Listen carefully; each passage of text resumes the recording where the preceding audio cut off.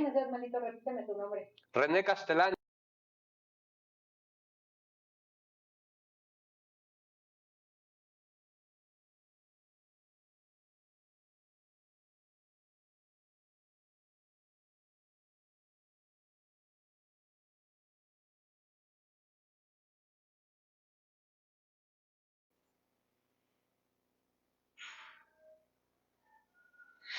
¿Qué tal? Muy buenas tardes. Los saludos a su amigo el licenciado René Castellán.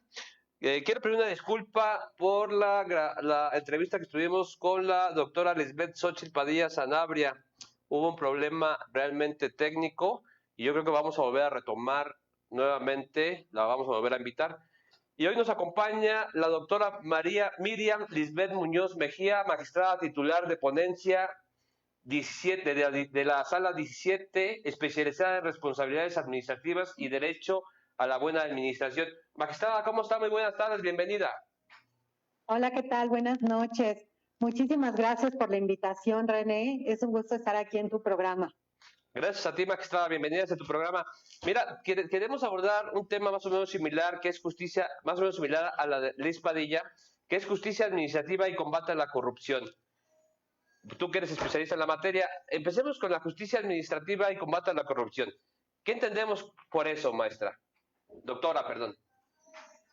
Muchas gracias.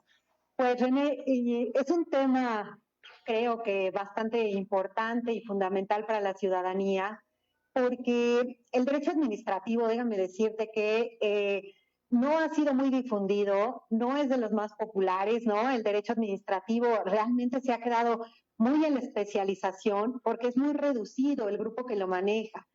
Y esto pareciera que convierte al derecho administrativo y sobre todo a la justicia administrativa en algo lejano a la ciudadanía, en algo lejano a la gente, lejano a cada uno de nosotros, cuando debería ser al revés.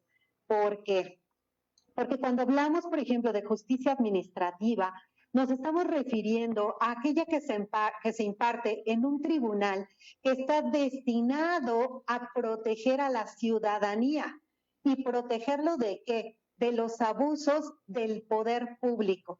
¿Y por qué decimos de los abusos del poder público? Porque la administración pública emite actos que en muchos casos llegan a dañar los derechos de las personas, los derechos de los particulares. ¿Y qué hacer ante un acto que nos agravia en nuestro patrimonio, en nuestros derechos, ¿no?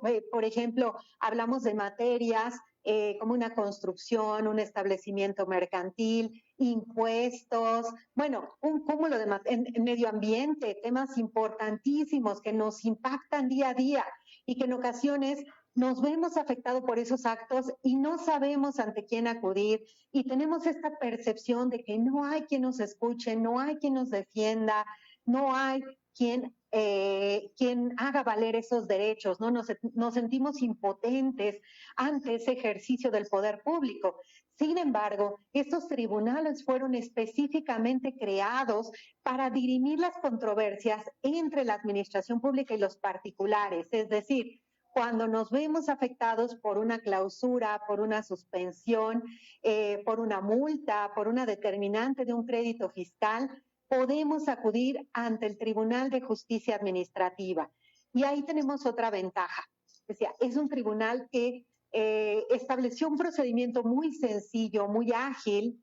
Somos de los tribunales que tenemos la menor cantidad de rezago y en donde los asuntos se pueden resolver en el mismo año que inician, ¿no? Ya en todas sus instancias. Entonces, bueno, eso no se puede decir en muchos tribunales, ¿verdad? Entonces, tenemos un procedimiento expedito, un procedimiento claro, pero además los tribunales de justicia administrativa, en su mayoría, contamos con defensorías. Por ejemplo, el Tribunal de Justicia Administrativa de la Ciudad de México tiene una defensoría en donde a la que tú puedes acudir y ellos se van a encargar de tus asuntos, de tu trámite. Entonces, esto es muy importante, que no solamente tratamos de detener esos abusos del poder y además de velar por el bien público y el orden público de la ciudadanía, porque cuando hablamos de temas de impacto ambiental, en donde de pronto podemos encontrar una constructora que está abusando, ¿no? Y que construye en una zona ambiental protegida, en donde tenemos personas haciendo eventos y fiestas sin los permisos correspondientes, generando ruido, generando muchas situaciones de conflicto, pues la ciudadanía puede acudir a impugnar esos actos, ¿no? Entonces, es la voz y es este lugar en donde pueden acudir a defender los derechos. Por eso la justicia administrativa es tan importante. A veces te decía, creemos que está muy ajena a nosotros, pero lo vivimos en el día a día. Un semáforo, ¿no? Cuando vamos en el vehículo, tenemos un semáforo en rojo, nos pasamos, nos detiene un oficial y nos multa. Estamos en el derecho administrativo y estamos ante un acto de autoridad que puede ser impugnado ante un tribunal de justicia administrativa. Entonces, es algo que vivimos día a día. Cuando llega a sus casas un recibo, la boleta de agua, ¿no? Por derechos de suministro de agua. Son actos de autoridad. Y a veces decimos, oye, ¿cómo que este consumo? Somos 2 o 4 personas y me llega por miles y miles de pesos. ¿Qué hago? Ah, pues lo puedes impugnar en un tribunal de justicia administrativa. Y bueno, una serie de actos, ¿no? De desimpuestos, pero además también los tribunales de justicia administrativa controlan el ejercicio del poder, pero desde el ámbito de los servidores públicos. Es decir, cuando un servidor público no actúa de conformidad con los principios que tiene establecidos por la Constitución y las leyes de responsabilidades, también vamos a encontrar que hay órganos internos encargados de vigilarlos y sancionarlos, y esas sanciones van a ser revisadas en estos tribunales para ver si efectivamente fueron impuestas de manera legal o no. Entonces, aquí estamos ante un tribunal de legalidad, un tribunal de estricto derecho, pero sobre todo es un tribunal cercano a la gente, ¿no? Te decía, por el procedimiento, por esta facilidad de acceso a la justicia administrativa. Y bueno, te decía, en general son esos actos. Sin embargo, también tenemos ahora una nueva competencia a raíz del surgimiento del Sistema Nacional Anticorrupción. Este Sistema Nacional Anticorrupción que surge en 2015 y que mucho se ha hablado de él, que mucho se ha criticado también, y se ha criticado desde una perspectiva muy legítima de la ciudadanía. ¿En qué sentido? En el sentido de que no ven resultados. ¿Qué es lo que esperamos de un sistema nacional anticorrupción? Pues que se abata esa corrupción, ¿no? Que se acaben esos actos indebidos de ejercicio del poder público y que esto conlleve una mejora en la calidad de vida de todos y cada uno de nosotros, ¿no? Sin embargo, aquí hay una cuestión importante de decir, este sistema se crea en 2015, las leyes marco, que se les denominó, 7 leyes, fueron emitidas en 2016, un año después. Algunas entraron en vigor hasta 2017. Este sistema contempla su creación en el ámbito federal, pero también ordena la creación de sistemas locales en cada entidad federativa.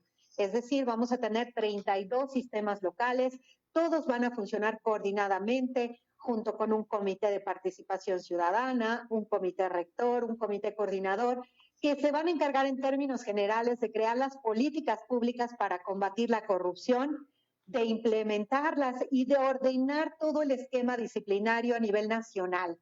¿Y por qué es importante el Sistema Nacional Anticorrupción en vinculación con la justicia administrativa?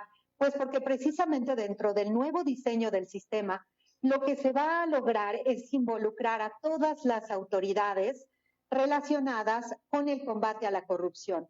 Hablamos de transparencia, hablamos de los tribunales, hablamos de todos los poderes, ¿no?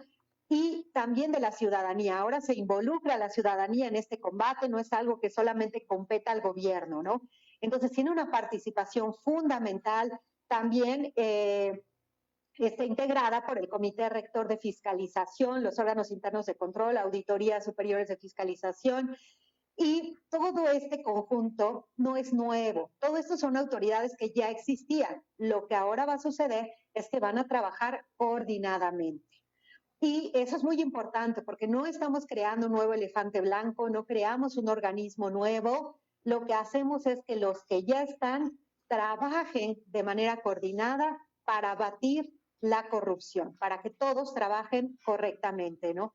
Y en este nuevo tenor se da dos importantes participaciones a la justicia administrativa. Por un lado, se va a integrar al presidente de cada uno de los tribunales en el comité coordinador del sistema para coadyuvar en la producción de la política nacional anticorrupción. Una política, por cierto, muy interesante. También un programa sobre la política anticorrupción sería también Sí, claro. muy importante porque es muy vasta. Y el documento que ya se expidió por el comité coordinador en ese sentido bueno, yo creo que todos deberíamos conocerlo, ¿no? Pero bueno, por un lado nos da participación dentro del comité coordinador, pero por otro lado nos da un voto de confianza tremendo el legislador y la ciudadanía, porque nos integran al nuevo esquema de combate a la corrupción, a los tribunales de justicia administrativa, a través de un nuevo procedimiento en el que nosotros vamos a ser parte, pero ya no como garantes de la legalidad, de la actuación de la autoridad, al vigilar si las resoluciones sancionadoras de los servidores públicos son correctas o no, sino que en este nuevo papel nosotros vamos a fungir como autoridad sancionadora, ¿sí? Claro, aquí también tendríamos que mencionar que para ello se tuvo que generar un cambio en la forma de tramitar los procedimientos de responsabilidades administrativas disciplinarias, porque antes los tramitaba una sola autoridad, ¿no? Desde la investigación hasta la conclusión, y teníamos un catálogo, un listado de conductas y de obligaciones que los servidores públicos tenían que respetar, y en caso de no hacerlo, pues se les sancionaba, pero era un catálogo. Y en algunos casos se decía que estos eran graves, aunque en general se le dejaba la facultad a estas autoridades de las contralorías, ahora órganos internos de control, se les dejaba la facultad para determinar ellos cuándo una conducta era grave o no. Y eso pues complicaba mucho los asuntos, porque siempre que hablemos de esta subjetividad, ¿no?, de una persona para determinar con ciertos elementos, aunque los establezca la ley, es una facultad muy, muy subjetiva, ¿no? Entonces, es difícil que en la mayoría de los casos se estimara correcta cuando se determinaba la gravedad, y por ahí se venían abajo los asuntos. Entonces, ahora se cambia el procedimiento, se cambia la ley, y no vamos a dejar las cosas a esta subjetividad, no vamos a dejar al arbitrio de las autoridades. Y lo que se hace es formular una división y se crea un catálogo de faltas graves y faltas no graves. Y en función de este tipo de faltas graves o no graves, es que van a ser determinadas autoridades competentes o no en el procedimiento. A su vez, este procedimiento se divide ahora en tres etapas: la investigación, la substanciación y la resolución. Las dos primeras las van a llevar los órganos internos de control o las auditorías, tratándose de faltas no graves. Y posteriormente la resolución va a depender, ahí sí, ya la tercera etapa, la de resolución, va a depender de si estamos en presencia de una falta grave o no grave. Cuando se trata de no grave, sigue siendo una autoridad administrativa quien resuelve el procedimiento.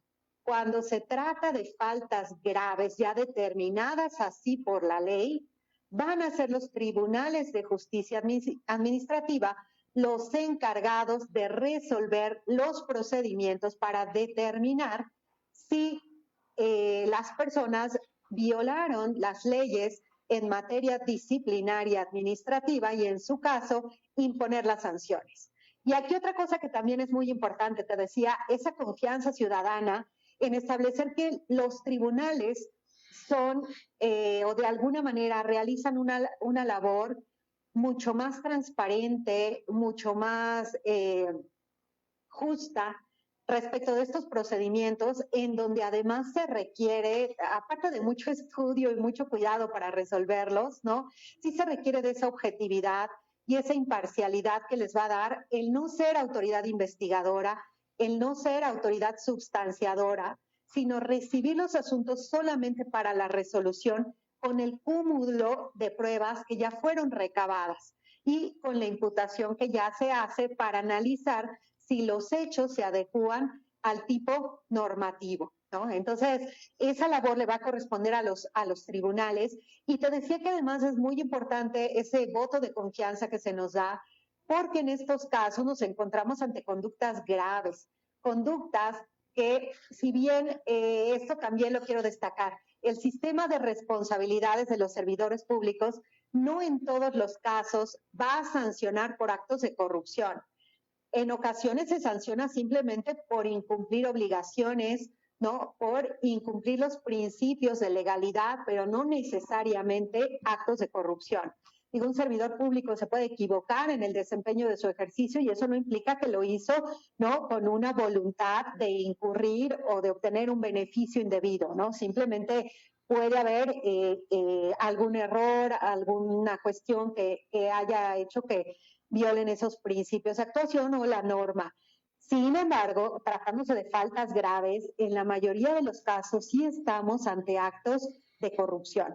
¿Por qué? Porque vamos a ver en todo este cúmulo de tipos administrativos que conforman el capítulo de faltas graves, cómo estas se van a referir a conductas que son muy delicadas y en donde en la mayoría de los casos vamos a ver una actuación indebida con el afán de que alguien reciba algo que no debería, ¿no?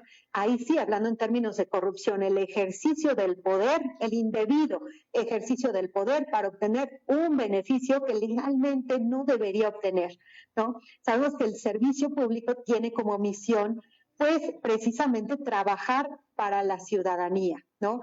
Y trabajar también en respeto de la ley, porque en la medida que también las autoridades hagan que la gente cumpla con la norma, todos vamos a vivir en una mejor sociedad, ¿no? Con este principio de respeto a la ley, con una cultura de la legalidad.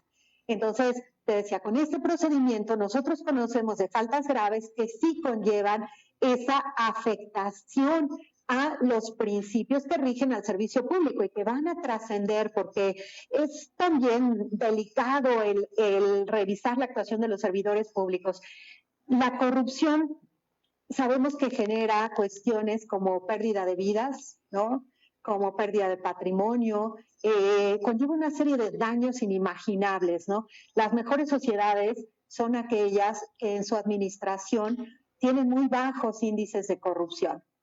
Entonces, eso es a lo que aspiramos, eso pretendemos y eso es lo que trata de integrar el Sistema Nacional Anticorrupción a nuestro país y particularmente involucrando, te decía, a la justicia administrativa. Entonces, ya no solamente somos garantes de la legalidad de la actuación de la autoridad en el ejercicio cotidiano del poder público a través del desarrollo de la función administrativa, que le corresponde a la administración pública, sino también ahora a través de esta función. Y de hecho, para realizar esa función, lo que se realizó fue un ajuste a los tribunales administrativos. Bueno, hubo dos cosas. Por un lado, ya se ordena a nivel constitucional que todas las entidades tengan tribunales de justicia administrativa. Antes era una expresión potestativa de la norma en donde decía podrá haber tribunales de justicia administrativa. Ahora dice tendrán que existir tribunales en cada entidad porque además formamos parte de ese sistema anticorrupción. Que por otro lado, déjame decirte que el sistema tampoco ha podido operar en su totalidad porque no se han hecho todos los nombramientos, ni a nivel federal ni a niveles locales. Entonces, también va a ser muy difícil hablar de si da resultados o no da resultados porque no se ha acabado de conformar. Aún así, yo estoy convencida que tener en nuestro país un instrumento que crea una política anticorrupción, que va a dar las bases, que integra y homologa todo el sistema de responsabilidades a nivel nacional, dando mayor certeza a la ciudadanía y a los servidores públicos de en qué casos estos pueden ser sancionados y ante quién, me parece muy importante. Así que, aunque no haya empezado del todo a operar, sí tenemos ya grandes avances y este tema de la corrupción hay que ser muy pacientes, ¿no? No se puede acabar con ella de un momento a otro, no es algo rápido, es transformar totalmente esta cultura, ¿no? Para cambiar a la cultura de la legalidad. Entonces, vamos a ser un poquito pacientes, pero pues al parecer está dando resultados, ya que en este índice de percepción de la corrupción que se publica cada año, se estableció a nivel internacional. Bueno, México siempre ha ocupado los últimos lugares, desafortunadamente, pero ya tenemos 2 años en donde por primera vez estamos reduciendo el lugar en este índice de percepción de la corrupción que publica Transparencia Internacional. Entonces es muy importante ver que hace 5 años se crea este sistema y ahora ya hemos ido a la baja por 2 años consecutivos. ¿Eso qué significa? Que hay menor percepción de corrupción en el gobierno. Esperemos que esto pues vaya aún más actualizándose, se vaya reduciendo aún más y podamos verlo traducido en mejores condiciones de vida para todos. Sobre todo ahora, por ejemplo, con este tema tan difícil que tenemos de la pandemia, ¿no? En donde tanta gente está siendo afectada, hay tantas familias que en este momento están en una situación muy delicada, muy precaria, que han tenido pérdidas significativas de sus familiares, de sus empleos. Lo más importante que podemos hacer es también vigilar la actuación y el ejercicio del poder público, porque es ahí en donde se va a poder mejorar esta situación. Ahora, por ejemplo, con las vacunas, ¿no? Que hemos visto algunos escándalos de que no están llegando a donde deben. Ese es el problema de la corrupción en el sector público, que los recursos y los insumos no llegan a donde deben. Tenemos a todos los médicos, ¿no? Tratando de salvar vidas, arriesgando sus vidas cotidianamente, que están en la primera línea y deben ser vacunados para tratar de protegerlos. Y sin embargo, bueno, de pronto hemos visto escándalos que algunas vacunas se están distrayendo. ¿Y esto en qué se traduce? En que alguien en la administración pública no hizo correctamente su función, porque no vigiló que ese insumo, que ese recurso llegara a quien debería. Y ahí tiene que haber una vigilancia de los órganos internos de control para detectar esos actos que sí son de corrupción, porque están beneficiando indebidamente a alguien. Y déjame decirte que este esquema de las responsabilidades actual no opera solamente para servidores públicos, que era el esquema tradicional que teníamos en la materia disciplinaria, ¿no? ¿Y por qué teníamos este esquema tradicionalmente? Porque recordemos que el derecho administrativo disciplinario es una disciplina autónoma y esta disciplina surge precisamente del control del poder por el mismo poder. Aquí, a diferencia de otros ámbitos como el penal, en donde lo que vamos a sancionar son bienes jurídicos tutelados, que el Estado decide proteger y establece sanciones y etcétera, aquí no vamos a tener por cada tipo, por cada falta, un bien jurídico tutelado. Aquí lo que se protege es el servicio público, la buena administración. Y dentro de las facultades o dentro de los poderes con los que cuenta el Ejecutivo, el titular del Ejecutivo y jerárquicamente todos los superiores, se encuentra el poder de vigilancia y de control. ¿Y de control de quién? De sus servidores públicos y de controlar que realizan correctamente su función. Y esto, bueno, si bien sucede en cualquier empleo y en cualquier empresa y en cualquier administración, en el ámbito público cobra especial relevancia porque la actuación de ese servidor público nos va a impactar a todos. Es un tema de orden público y de interés general. Entonces vamos a implementar una vigilancia especial. Y de ahí surge este sistema de controles administrativos que va a vigilar que se realice debidamente esa función pública, que se lleve a cabo, y en caso de detectar que alguien no lo hace, ¿qué es lo que va a suceder? Pues que lo vamos a sancionar. Ahora se ha generado mucha controversia respecto a cómo se debe analizar y esta injerencia de otras materias en el derecho administrativo, simplemente porque se creó esta diferencia entre faltas graves y no graves, y las faltas graves, pues muchas son similares, ¿no? Tanto en el tipo, tanto en su redacción como en el nombre, a los delitos en materia penal, ¿no? Los delitos del título 10 por hechos de corrupción, que también es un título que se reformó con el Sistema Nacional Anticorrupción, ¿no? Ahora se trata precisamente delitos por hechos de corrupción. Y aquí pues estamos hablando cohecho, peculado, desvío de recursos públicos, Y eso trascendió en que de pronto la materia administrativa se viera un poco invadida por el derecho penal, tratando de hacer lo suyo y tratando de aplicarle sus principios. Y la verdad eso complica esta disciplina, que de por sí no era muy difundida, ¿no? Éramos, te decía, pocos especialistas, lo complica porque trata de meterlo en cuestiones que no le son propias del derecho administrativo. Entonces, cuando de pronto tratamos de analizar una conducta determinada como falta grave, como si fuera un tipo penal, vamos a tener una problemática tremenda, casi imposible de resolver.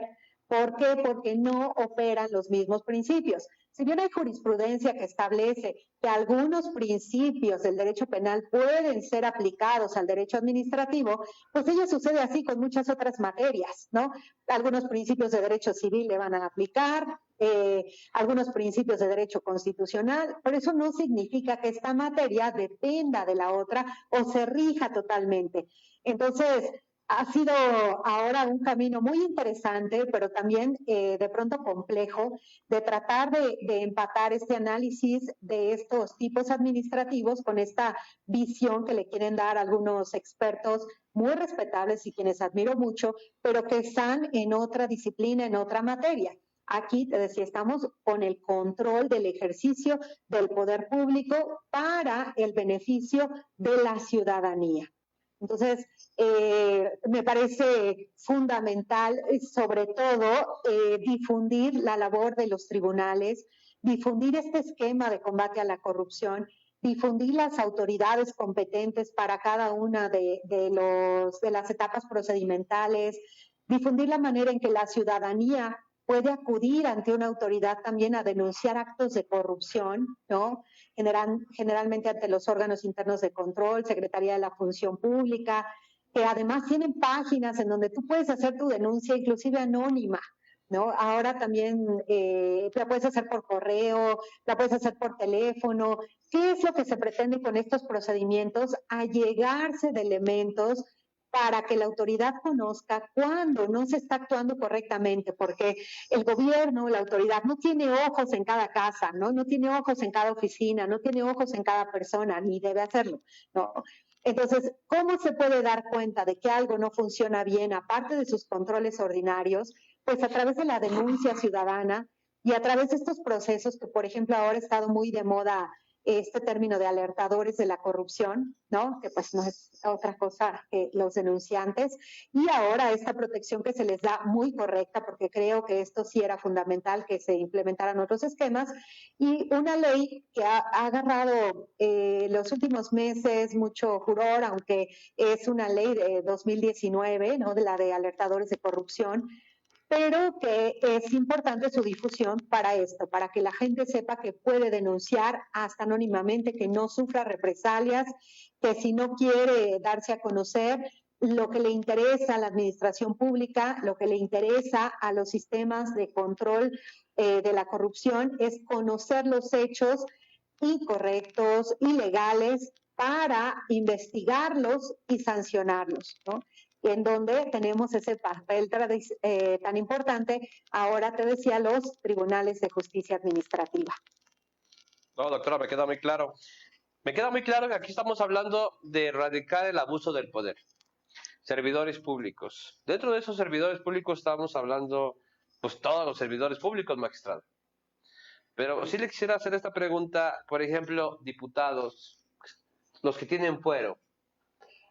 ¿Qué va a suceder, magistrada? Mira, nuestro régimen disciplinario, es importante mencionar que no tenemos solamente la responsabilidad administrativa para sancionar a todos los servidores públicos. Okay. La Constitución en su artículo, bueno, en el título cuarto de los artículos 108 a 114, establece todo el régimen disciplinario, que además, bueno, ya me faltó mencionar que no solamente sancionamos ahora a los servidores públicos, esto ya se amplía y ahora sancionamos también a particulares. Y a particulares en situación especial, estos dos últimos, solamente en el caso de que se vinculen con faltas graves. Es decir, servidores públicos particulares y particulares en situación especial como miembros de campaña, algo que se va a poner de moda en unos meses, ¿no? Con ese tema de las elecciones. Bueno, todos ellos los sancionamos también en el tribunal. Sin embargo, la responsabilidad administrativa no es la única que se contempla. Decía la Constitución en el artículo 109, contempla el catálogo o el listado de las distintas responsabilidades en las que pueden incurrir los servidores públicos y particulares, ¿no? De hecho, el título cuarto se refiere a responsabilidad de los servidores públicos, de los particulares y responsabilidad patrimonial del Estado. Entonces, ese artículo 109 establece que puede haber responsabilidad política, ¿no? Responsabilidad penal, responsabilidad administrativa y la responsabilidad patrimonial del Estado. Okay. En realidad la responsabilidad patrimonial del Estado no va tanto hacia el servidor público, sino a reparar los daños que se hayan cometido a los particulares por la actuación administrativa irregular, que es lo que antes se conocía como responsabilidad civil. En muchos libros aparece así y a veces todavía lo identificamos como responsabilidad civil del Estado, pero eso ya no existe. Desde 2005 surgió la Ley de Responsabilidad Patrimonial del Estado y desde entonces ya no podemos hablar de responsabilidad civil, sino patrimonial del Estado. Este decía para estos casos en donde responde. En los demás casos tenemos estos tipos de responsabilidades que además la Constitución establece que todos son de naturaleza diferente. Y precisamente al ser responsabilidades de naturaleza diferente, con procedimientos autónomos llevados por autoridades distintas, estas responsabilidades pueden inclusive llegar a converger de pronto en el ámbito jurídico de un servidor público y puede ser sancionado en distintos procedimientos por las mismas conductas. Ahí seguramente ya habrás escuchado que también están los debates ahora, que si hay violación al principio non bis in idem, aunque la propia Constitución establece que son sanciones de distinta naturaleza, ¿no? Y por tanto no podríamos hablar de la violación a este principio, aunque en la práctica sí se va a poder llegar a dar que se pongan sanciones de la misma naturaleza como la destitución y la inhabilitación que se dan en la responsabilidad política, en la responsabilidad penal y en la responsabilidad administrativa, ¿no? En el caso de las personas que tengan fuero, pues primero se tendría que seguir este procedimiento para desaforarlos y una vez que se haya hecho esa declaratoria de procedencia respecto a eliminar el fuero, ya se les podría iniciar el procedimiento que generalmente va a ser de naturaleza penal. No tanto va a ser del ámbito administrativo, sino penal. Doctora, me comenta que el Tribunal de Justicia Administrativa tiene defensoría para no sé si la víctima, el afectado. ¿Gratis? ¿Es gratis la defensoría? Es gratis, sí, es una defensoría de oficio, es gratuita. En materia administrativa no hablamos de víctimas. Aunque hay quien maneja el término de víctimas de la corrupción o víctimas de... No, aquí no tenemos esa figura, no existe en materia administrativa y lo que sí tenemos es que generalmente se defienden los derechos de los justiciables, se defienden los derechos de los ciudadanos. Y, por supuesto, obviamente nada más tendría que atenderse al caso específico y al tipo de acto, ¿no? Pero normalmente sí funciona muy bien. Fíjate que hasta en tiempos de pandemia, durante la suspensión, estuvo funcionando para dar servicio de asesoría hasta telefónica. Entonces llamabas, oiga, la autoridad hizo esto, tengo este acto, llama, pregunta, y en su caso, cuando inicia labores el tribunal, pues puedes acudir con tu cita, porque ahora todo lo manejamos por cita. Eso es muy importante dentro de las medidas para abatir los contagios, pues todo se está tramitando con citas, pero tú llamabas, haces tu cita, te reciben, te asignan un defensor y él lleva tu procedimiento de manera gratuita. Obviamente nada más llega hasta la apelación. Ya, si tuvieras que irte a un amparo, ya después de la segunda instancia, eso sí ya sería por tu cuenta, porque pues ya sale de la órbita de competencia del tribunal, ¿no? El proceso, pero sí las etapas del proceso, magistrada, ¿cómo son esas etapas en el Tribunal de Justicia Administrativa? ¿Las etapas cómo serían o cómo son? Pues en realidad es muy sencillo, ¿no? Como casi hablaríamos como el procedimiento para un juicio de amparo, ¿no? Realmente tú promueves tu demanda, ¿no? Se puede admitir o te pueden prevenir o puede desecharse la demanda, ¿no? Ahí, bueno, sí, sí. ¿La demanda es por escrito? Sí, por escrito. Okay. Por escrito. Adelante, sí, adelante. Aunque, sí, perdón. No, adelante, magistrado. Perdón. Aunque ya tenemos nosotros contemplado el juicio en línea, lo cierto es que todavía no ha comenzado a operar. Todavía nos faltan por ahí un par de controles y tal vez alguna otra reforma para ya que pueda operar plenamente, aunque sí te voy a decir que ya tenemos varios años digitalizando los expedientes. Eso es muy importante porque ahora con esta desafortunada situación que vivimos por la pandemia, pues muchos tribunales, empresas y demás han tenido que modernizarse y han tenido que cambiar sus esquemas y migrar a la digitalización. Sin embargo, el tribunal es algo que realizó desde hace varios años y aunque todo se presente físicamente en la oficialía de partes, lo cierto es que todo se va digitalizando desde la misma oficialía.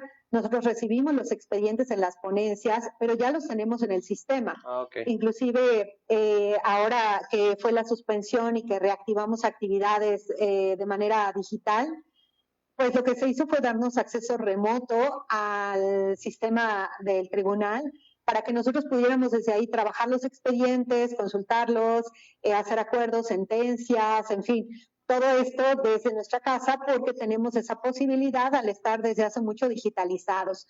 Y ahora lo que se está haciendo, por ejemplo, se hablaba de una guardia digital presencial, porque se estaba solicitando que la persona presentara su demanda digitalmente, ¿no? Y tienes que acompañar todos tus anexos, se revisan en el tribunal, te dan una cita para que tú acudas a presentarlos físicamente. Okay. Si no acudes a presentarlos, pues automáticamente se cancela tu registro y es como si no hubieras interpuesto la demanda, ¿no? Y lo mismo, pues físicamente sí debemos tener toda la documentación. Hay quien de pronto envió los documentos digitalmente, presenta la demanda, pero no acompañó los documentos. Entonces también se tiene que no cumplió con este requisito para tener su demanda por presentada, ¿no? Entonces, bueno, pues recibimos, acordamos, damos vista a la autoridad tiene que dar respuesta, en algunos casos, como en la afirmativa ficta o en la negativa ficta, sobre todo en negativa ficta, que esta es una figura muy interesante del derecho administrativo, ¿no? Muy particular. Y esto me gustaría mucho explicarlo porque lo que te decía, es una justicia para la gente, para la ciudadanía, y en donde en ocasiones los abusos del poder no son tan expresos o tan visibles, sino que en muchas ocasiones la autoridad no hace lo que debería, ¿no? Hay omisiones. Y entonces, ante la omisión de actuar de la autoridad en determinadas circunstancias, en determinadas materias, en derecho administrativo surge una figura que se denomina negativa ficta, ¿no? Bueno, negativa o afirmativa ficta. Y esto lo que conlleva es que, por ejemplo, si nosotros hacemos una petición a la autoridad, tal vez para que nos expidan un permiso, y la autoridad no nos contesta dentro de determinado tiempo que marca la ley, pues puede ser que opere la afirmativa ficta, o algunos le llaman positiva ficta, en nuestro beneficio. Es decir, se entiende que nos dijo que sí procedía nuestra solicitud del permiso, claro, en tanto cumplamos con los requisitos de ley.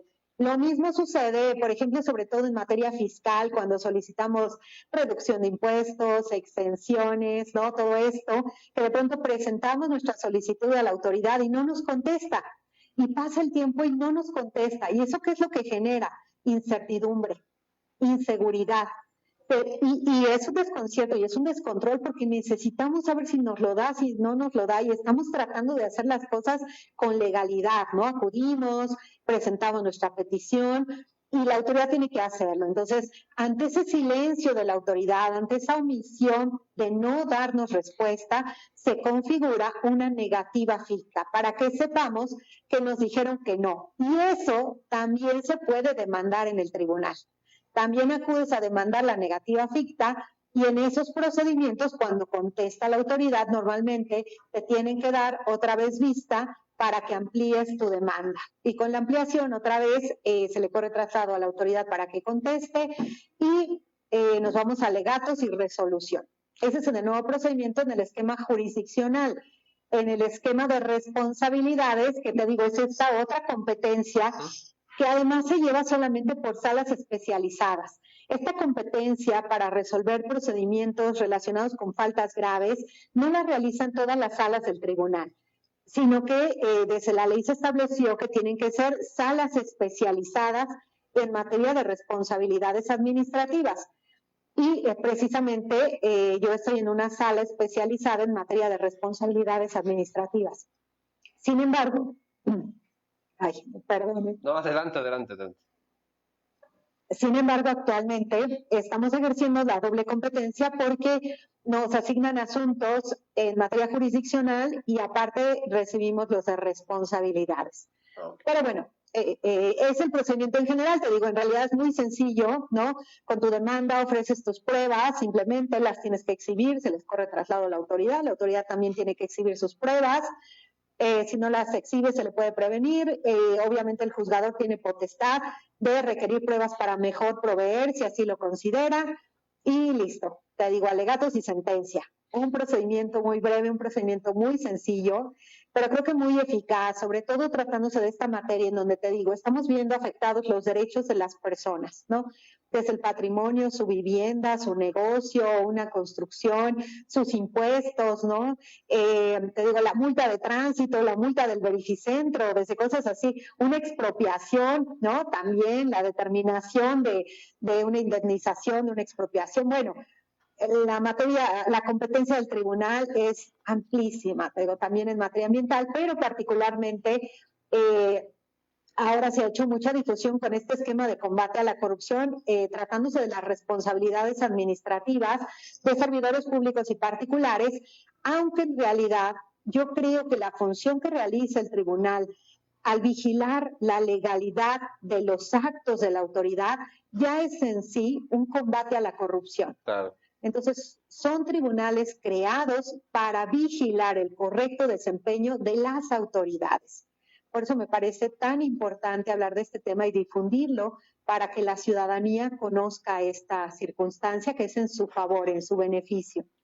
Estoy de acuerdo, yo comparto la misma idea, magistrada. Vamos a unas preguntas del público, porque si no luego son muchísimas preguntas y no las contesto todas, no las contestan ustedes todas.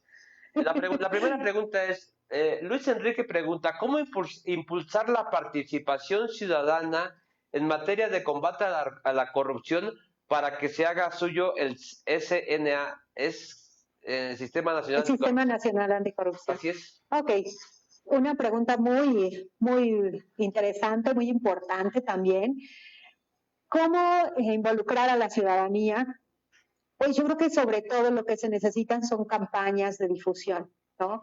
¿De qué otra forma la ciudadanía puede saber cómo denunciar o lo importante que es la denuncia ciudadana si no es a través de campañas que genere la autoridad, que generen también las organizaciones de la sociedad civil que también se dedican a estos temas y que hay algunas bastante activas y que han coadyuvado en investigaciones muy importantes? Entonces, aunque hay una corresponsabilidad de los ciudadanos y las autoridades, lo cierto es que compete mayormente a la autoridad difundir esta circunstancia. Yo me he dado cuenta que en redes ahora ya se ha hecho esta labor, hay más presencia de los sistemas anticorrupción federal, los locales, y te decía ahora, por ejemplo, también con este tema de los alertadores de la corrupción, se hicieron muchos foros también, Parlamento Abierto hubo por ahí para las reformas, yo tuve la oportunidad también de participar en algunos, pero es haciendo esto, campañas de difusión y sobre todo simplificándolo. Lo que te comentaba ahorita, decirle, oye, puedes entrar a la página de la Secretaría de la Función Pública, está ahí la parte de la denuncia, que puede ser por teléfono, por correo, anónima, pero también decirles que es importante que participen, por lo que te comentaba. La autoridad no puede conocer todos los actos de corrupción que se generan. Entonces es importante que la ciudadanía los haga del conocimiento de la autoridad a través de esas formas y además que sepa que va a tener esa protección, de que no va a sufrir represalias por parte de las personas que en determinado momento pues se incurren en estos actos ilegales, ¿no?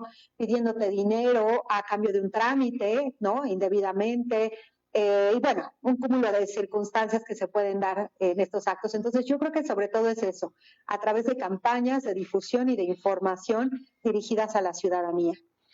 Doctora Luis Enrique pregunta, ¿qué papel se le debe asignar a la ética pública en materia de prevención, investigación y sanción de la corrupción? Es importantísimo, es ahí un papel fundamental, es la base para el ejercicio correcto del servicio público. De hecho, ahora también en el nuevo esquema de responsabilidades y en la Ley General de Responsabilidades de los Servidores Públicos, así como en la Ley del Sistema Nacional Anticorrupción y en todos los sistemas locales, ya se establece, por ejemplo, como una obligación el que todas las dependencias y todos los organismos públicos cuenten con códigos de ética. Códigos de ética que le van a decir al servidor público cómo debe ser su actuación y cómo va a ser sancionado en caso también de que no la siga, ¿no? Pero lo más importante yo creo que es concientizar en cómo debe ser tu actuación y por qué, ¿no? ¿Por qué debes actuar así? Porque si estás en un puesto de servicio público es precisamente para el beneficio de los demás, para el beneficio de todos y no para servirte tú de ese encargo por el que ya recibes una contraprestación, ya recibes un salario. Por eso los servidores públicos, por supuesto que deben de cobrar, porque esa es su contraprestación por el trabajo que realizan, por la labor y no para que vengan a servirse de esto, ¿no? Entonces, es muy importante generar esa conciencia en los servidores públicos de que la ética debe regir todas sus actuaciones, ¿no? Oliver Carvajal pregunta, ¿tengo derecho a denunciar a personas que cometen delitos al ser observador? Bueno, yo creo que toda persona tiene la potestad, ¿no? Tiene el derecho y está en aptitud de hacer una denuncia, ¿no? Ante las instancias correspondientes, ya sea en la vía administrativa o ya sea en la vía penal, porque si hablamos de delitos estamos en el ámbito penal, ¿verdad? No en el ámbito administrativo, pero sí, cualquier persona puede realizar la denuncia en cualquier materia. Sí. RZ Tony pregunta, ¿qué pasa con los actos discrecionales que dicta el legislador a la ley y en base a estas el servidor público no se siente con el deber de actuar y es por eso que cae en actos de omisión? Sí, qué interesante pregunta también.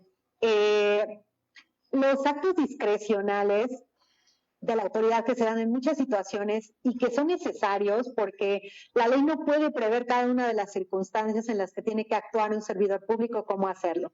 Pero los actos discrecionales, las facultades discrecionales del servidor público se rigen por los principios de mérito, oportunidad y de moralidad administrativa.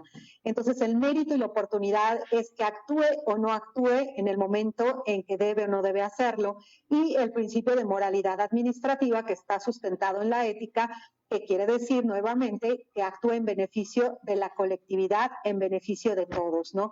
Y la propia ley establece que hay algunos casos en donde puede ser que la actuación del servidor público pueda vislumbrarse como una falta contemplada por la ley, pero esta puede no ser sancionada si precisamente estamos en presencia de las facultades discrecionales y la actuación del servidor público es discutible o debatible, ya que es un tema de criterio.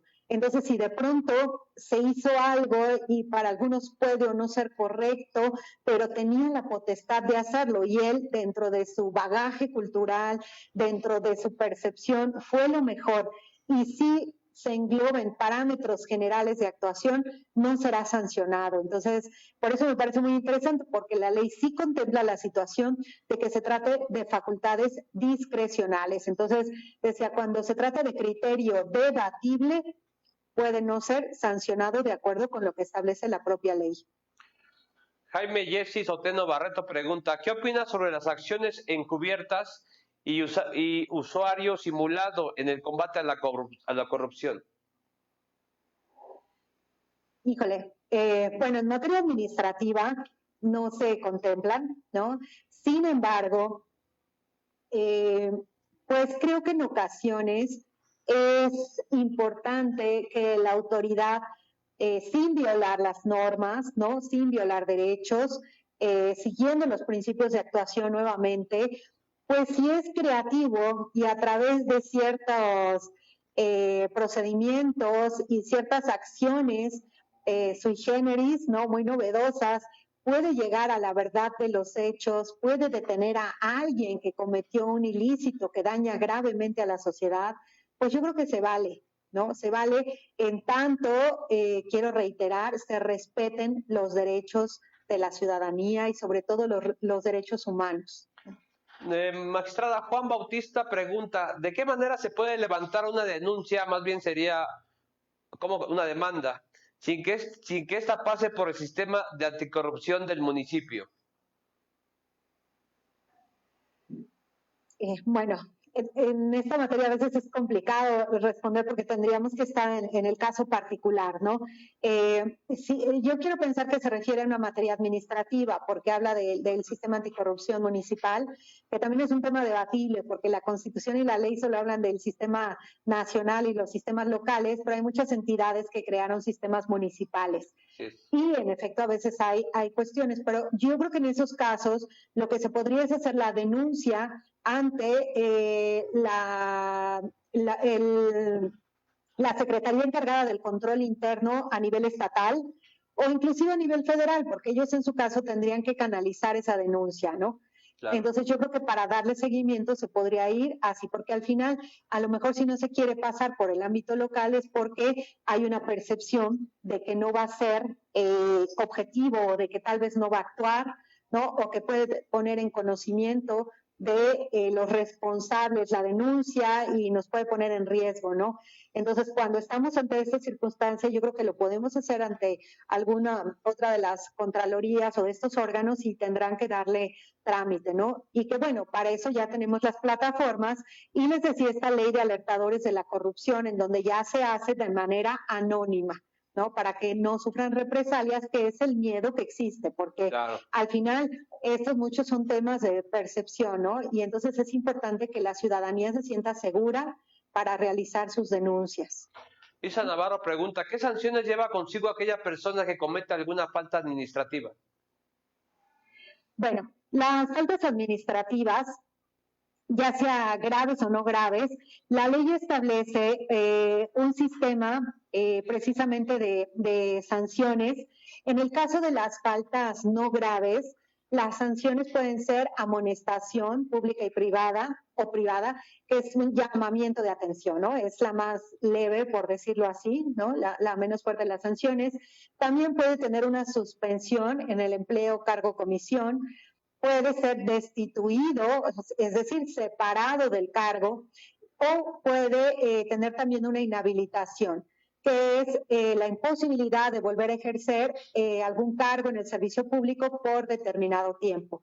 En el caso de las faltas graves son las mismas sanciones, nada más que van a ser por más tiempo, ¿no? Al ser graves, pues aumenta la sanción y lo que sí no vamos a encontrar en las faltas graves es la amonestación pública, y lo que se adiciona son sanciones económicas o también indemnizaciones en favor del Estado, por supuesto. Eso va a ser, y ya obviamente te decía que también pueden ser sancionados particulares, y esos particulares ya sea personas físicas o morales. Entonces, en el caso de personas físicas, tal vez se les va a inhabilitar para participar en licitaciones públicas, que muchas veces es en donde encontramos una gran cantidad de actos de corrupción, desafortunadamente, en materia de licitaciones. Entonces, a estas personas, pues no se les va a permitir. Y si se trata, por ejemplo, de personas morales, adicionalmente, a la suspensión también en los procedimientos, pueden llegar a sanciones ahora importantísimas, porque se puede decretar se me fue la palabrita, se puede decretar que desaparezca la sociedad.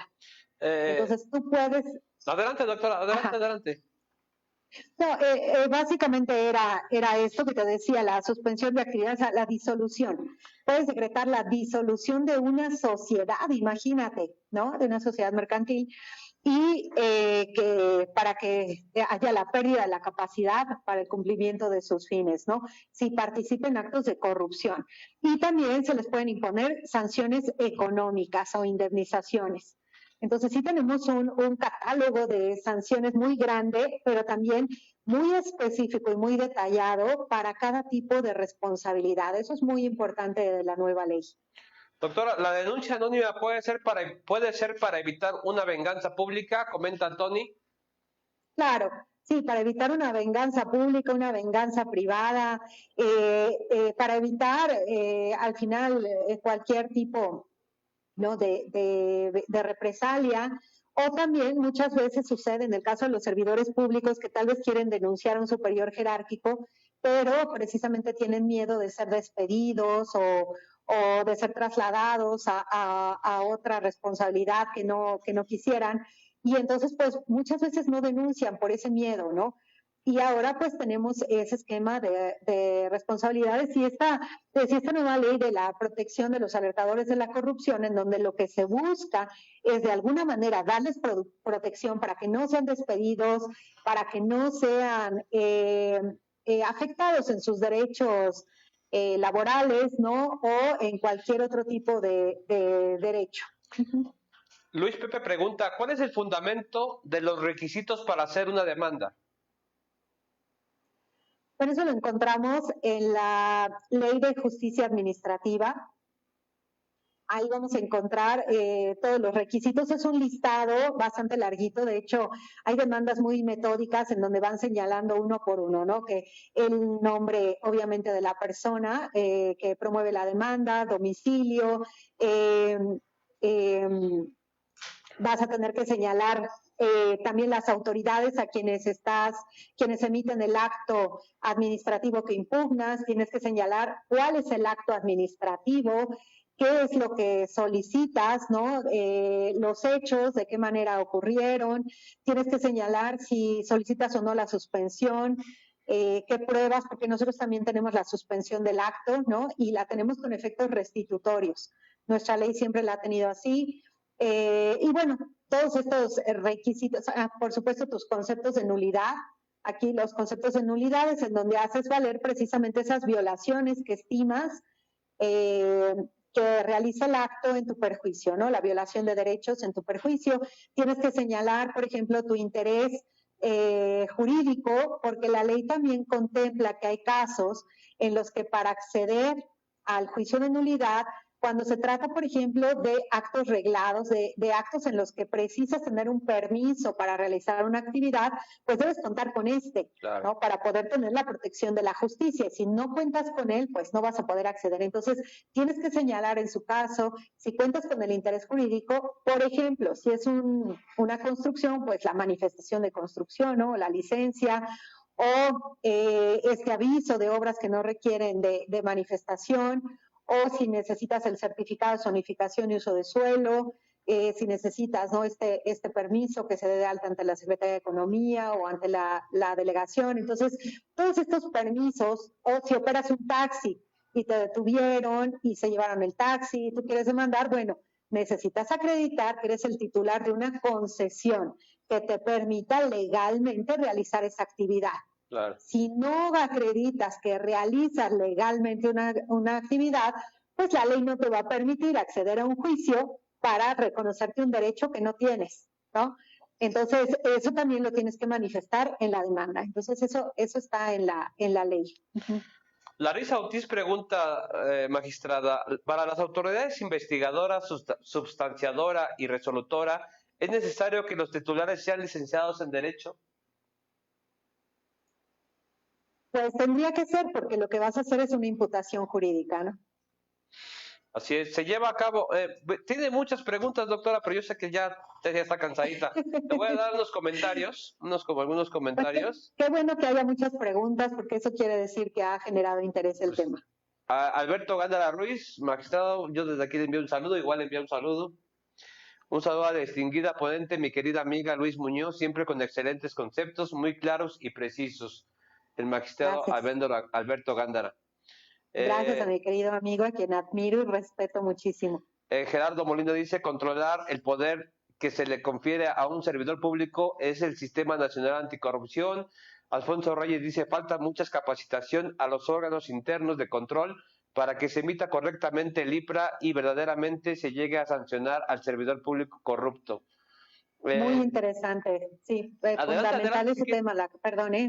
No, adelante. Pero sí, fundamental el tema de la capacitación, y no solamente en los órganos internos de control, sino yo creo que en todas las autoridades que son operadoras del sistema, inclusive en la ciudadanía, porque participa también en el Sistema Nacional Anticorrupción. Entonces, para que sea funcional, sobre todo es la capacitación lo que va a sacar adelante al sistema. Y sí, como él menciona, en la elaboración de los IPRAS, que es el informe de presunta responsabilidad administrativa, que tienen que elaborar las autoridades investigadoras, y es precisamente en donde se establecen los hechos que se imputan al servidor público y que derivan en la violación a una norma que constituye una falta grave o no grave, y en donde también se señalan las pruebas que lo acreditan. Ese es el IPRA, ¿no?, que se manda a la autoridad substanciadora. Por supuesto que debe tener una técnica, ¿no? Por supuesto que es importante, y sobre todo que quienes están realizando esta labor conozcan la ley, conozcan la jurisprudencia. Tenemos muy poca, pero bueno, sí hay jurisprudencia que nos da luz, pero sobre todo la ley, ¿no? De pronto nos encontramos algunos asuntos en donde nos lo remiten por una falta, cuando la calidad de la persona implicaría que no puede ser sancionado por esta. Esto es, ya son cuestiones un poquito técnicas, pero hay determinadas faltas para los servidores públicos, hay otro catálogo de faltas graves para los particulares, y hay otro catálogo para particulares en situación especial. Entonces, de pronto, una persona tiene esta calidad como un secretario general de un sindicato de gobierno, ¿no? Y de repente no te lo mandan por la calidad especial, sino como servidor público. Y entonces dices, es una cuestión de técnica, pero es una cuestión de conocer la ley, para que sepan que él tiene una calidad especial y se encuentra en otro título. Y no tengas tú que devolver el expediente, efectivamente, como comentan, porque no se determinó, no se clasificó correctamente la falta, y tienen que volver a tramitar todo y a reclasificar cuando no sería necesario, ¿no? Ya de por sí la autoridad está saturada de trabajo, pues que no lo tenga que hacer 2 veces, pero es un tema de capacitación, y sobre todo considerando que si bien la materia de responsabilidades no es nueva, el procedimiento actual sí lo es relativamente, ¿no? Tenemos un procedimiento a partir de 2017 que comienza a aplicarse, y bueno, pues por supuesto que hay muy poco tiempo para conocerlo a cabalidad por todas las personas, ¿no? Necesitan capacitaciones. La última pregunta, doctora. RZ Tony pregunta, ¿los particulares no deben estar vinculados a este nuevo régimen? ¿Es inadecuado? Dice el magistrado Gándara. A ver. Sí, es una postura de mi querido amigo el magistrado Gándara. De hecho, los particulares ya podían ser sancionados desde antes, no es exclusivamente a raíz de esta ley que se les sanciona en materia administrativa. Eso ya existía en la ley que se denominaba para las contrataciones públicas, ley anticorrupción en las contrataciones públicas, y en donde ya se les sancionaba. Se elimina esta facultad, esta determinación de responsabilidad, y se pone ahora en la Ley General de Responsabilidades. A mí en lo particular, porque creo que este es un tema de criterio también debatible, como decíamos hace rato, ¿no? Yo respeto mucho la opinión de mi querido amigo el magistrado Gándara, un experto en la materia sin duda, y sin embargo yo tengo mi propia opinión, ¿no? A mí me parece muy correcto, porque precisamente están vinculados con la comisión de acciones que realiza también un servidor público. Entonces, ¿por qué no analizar, investigar conjuntamente que si la corrupción es un acto de dos y es un servidor público y un particular, los dos sean sancionados, y los dos sean sancionados bajo el mismo esquema o bajo el mismo procedimiento de naturaleza administrativa, ¿no? Entonces, si es una conducta irregular en el ámbito administrativo, pues sancionémoslo ahí. Y como va a ser una conducta grave, pues nos vamos al mismo esquema y al mismo procedimiento. Entonces, a mí sí me parece oportuno que esté en la ley, pero respeto mucho el criterio de mi querido amigo. Doctora, antes de retirarnos, yo sí quisiera que si bien nos puede dar un adelanto de que nos estaba diciendo de la responsabilidad política. Sí, bueno, la responsabilidad política se encuentra regulada en la Ley Federal de Responsabilidades Administrativas, que si bien se derogó a nivel federal, bueno, regía ya nada más a nivel local, era una ley federal, pero que quedó vigente nada más para la Ciudad de México y que se abroga en esa parte a raíz del surgimiento de la Ley General de Responsabilidades y en particular de la Ley de Responsabilidades Administrativas de la Ciudad de México. Sin embargo, queda vigente en el capítulo primero y segundo, en donde se regula todo lo relativo al juicio político, ¿no? Y este juicio político que en la Constitución se encuentra comprendido en los artículos 110, 111 y 112, y establece precisamente que servidores públicos podrán ser sujetos a este juicio y que este procedimiento se va a llevar ante el Poder Legislativo. Ahí en una primera instancia, en una segunda instancia, la declaratoria de procedencia y en su caso el poder imponer una sanción como la destitución o la inhabilitación del servidor público. Entonces, eso sería en términos generales la responsabilidad política. No aplica para todos los servidores públicos, en general su mayoría pues es para aquellos de elección popular, ¿no? Por eso le comentaba, porque yo creo que deberíamos aventarnos una charla usted y yo de este tema, porque ya viene muy cerca esta situación, doctora. ¿Qué le parece? Sí, y pues cuando gustes, encantada, y además porque tenemos ya faltas de particulares en situación especial que se refieren, por ejemplo, a los miembros de equipos de campaña, ¿no? Así es, o sea, ya quien está haciendo una campaña puede incurrir en una responsabilidad si ofrece, ¿no? Si pretende obtener beneficios o si ofrece beneficios a cambio de votos, a cambio de llegar, que diga, cuando yo sea servidor público voy a hacer esto o aquello, ahí ya está cometiendo una irregularidad, un acto ilegal y puede ser sancionado por lo menos en materia administrativa, que es mi materia, ¿no? Por lo menos en materia administrativa tenemos las faltas graves de particulares en situación especial. También un tema muy interesante que no es muy conocido y te decía, se refiere a miembros de sindicatos, de gobierno, a miembros de equipos de campaña, miembros de equipos de transición, ¿no? Cuando ya está la transición entre una administración y otra, que de pronto ponen a unos y luego ya van a quedar otros tal vez definitivos, otros no, también pueden incurrir en faltas graves, ¿no? Entonces, hay una serie de disposiciones nuevas en la ley que a mí me parecen muy oportunas porque estamos tratando de abarcar todos los ámbitos en donde se puede hacer un abuso del poder, ¿no? Y yo creo que es muy importante, entonces esa charla sería muy interesante. De hecho, en febrero voy a dar precisamente una plática sobre responsabilidades en las próximas elecciones, ¿no? Que pueden incurrir los servidores públicos o los candidatos por ahí en algún diplomado, ¿no? Pues doctora, yo me voy a poner en contacto con usted lo más pronto posible y la agendamos y lo hacemos. Gracias. Gracias. ¿Algo sí, más claro, que quiera agregar, gusto. doctora? Sí. ¿Algo más que quiera usted agregar? No, pues básicamente agradecerte mucho la invitación a tu programa y agradecer este espacio que te digo, me parece tan importante para difundir la actividad del Tribunal de Justicia Administrativa y sobre todo su papel tan importante en el combate a la corrupción y que está vinculado a la ciudadanía, que somos un tribunal para la ciudadanía y que pueden acercarse con nosotros y que pueden saber que hay alguien que los escuche, que los defienda, ¿no? Que haga llegar a ustedes esta justicia y que el combate a la corrupción lo hacemos todos. El combate a la corrupción es algo que no compete solo al gobierno, que no compete solo a la ciudadanía. Es algo que tiene que trabajarse conjuntamente para que sea efectivo. Es algo que tiene que generar una transformación de nuestra sociedad porque también va a conllevar una mejora en la calidad de vida de todos. Entonces, hagamos un esfuerzo todos, contribuyamos en la medida que podamos y digo, como comentábamos, estamos viviendo una situación terrible a nivel mundial, terrible, y lo que precisamos son administraciones eficientes, administraciones responsables, administraciones que no incurran en actos de corrupción. Y para eso necesitamos ejercer el control conjunto. Pues muchas gracias a la magistrada doctora Miriam Lisbeth Muñoz Mejía. Le agradezco muchísimo y nos vamos a seguir viendo por aquí, magistrada.